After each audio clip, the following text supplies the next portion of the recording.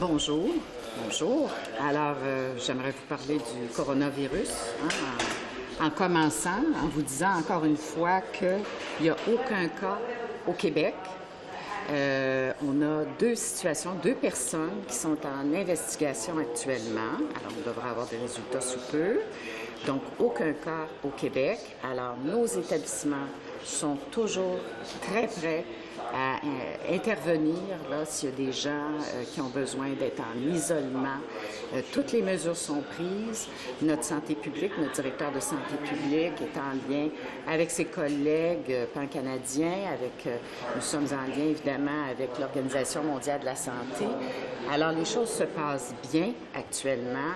Et évidemment, on continue de suivre la situation de près. Ils arrivent tous ces gens-là? Est-ce qu'on peut avoir des détails sur leur provenance? Les gens qui arrivaient directement de Chine, ils ont été détectés à quel endroit? Comment c'est passé?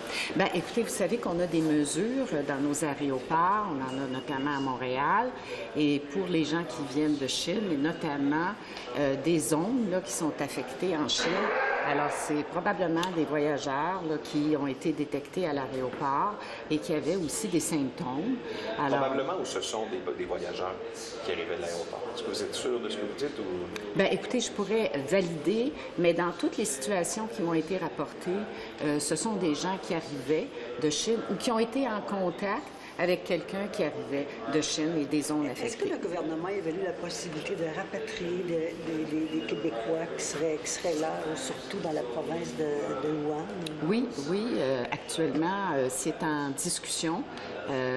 C'est pas décidé, mais effectivement, nous sommes en évaluation là, de rapatrier des Québécois. Est-ce que le fédéral prend trop de temps? Mme Giraud ou avec le fédéral? Mme Giraud est impliquée et avec le fédéral, c'est elle qui s'occupe de ce volet-là. Et évidemment, là, elle va prendre la décision avec le fédéral. Est-ce qu'on sait combien de personnes pourraient être visées? Je ne pourrais pas vous le dire moi-même, mais la situation est analysée actuellement. Il reviendrait comment? Est-ce que ce serait un vol affrété par le gouvernement? Est-ce que ce serait sur des vols commerciaux? Comment ça marcherait? Je ne pourrais pas vous dire actuellement. Je n'ai pas ce niveau de détail, mais je peux vous dire une chose, c'est qu'il y a des décisions qui vont se prendre à court terme là-dessus. Il y a plusieurs pays qui le font déjà. Est-ce que c'est pas... Est-ce que ça prend pas trop de temps au Canada? Est-ce que vous trouvez que le fédéral tarde à agir? Écoutez, on est très en lien là, avec eux, puis je pense que les décisions vont se prendre dans de très bons délais. Une question de jour, donc. Oui. Une question de jour, oui, effectivement. Alors, on va certainement avoir des nouvelles là, très bientôt là-dessus, sur leurs décisions. Êtes-vous inquiète par le rythme de propagation, d'augmentation du nombre de cas un peu partout? Bien, moi, écoutez, ce que je vois, là, c'est qu'évidemment, quand on compare la situation en Chine, là, c'est vraiment une situation qui est unique.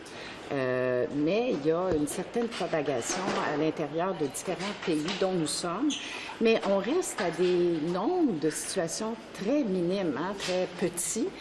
Comme au Québec, on n'en a pas de cas confirmés. Au Canada, on a quelques-uns.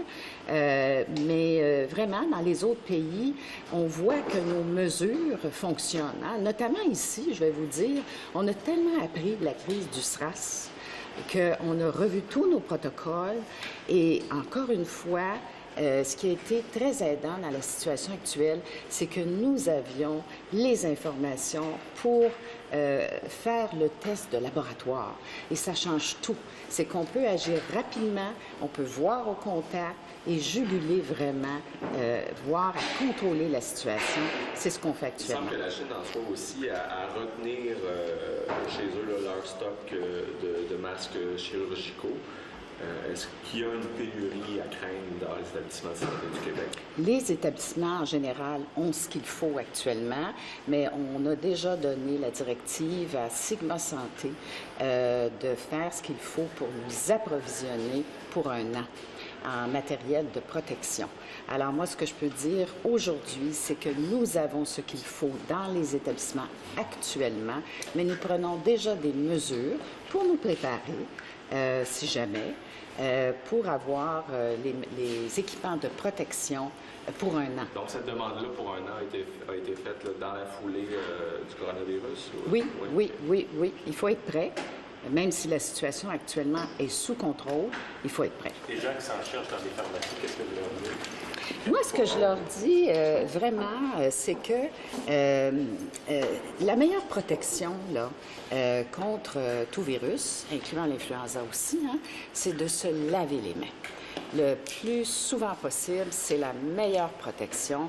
Et le masque n'est pas une protection à toute épreuve, là, pour toutes sortes de raisons, mais de vous laver les mains. Et aussi, si on a des symptômes, de tousser dans le coude, hein, vous savez, la technique dont on parle tout le temps, de rester chez soi, de se reposer, d'éviter les contacts. Ça, c'est très important. Alors, ça, c'est... De se laver le coude aussi, éventuellement. L'intérieur du coude. Et donc, le masque, c'est pas si efficace que ça. Le masque, c'est pas la meilleure mesure. C'est vraiment le lavage des mains. Et évidemment, de rester chez soi. Si on est malade, restons chez soi. On se protège, puis on protège les autres.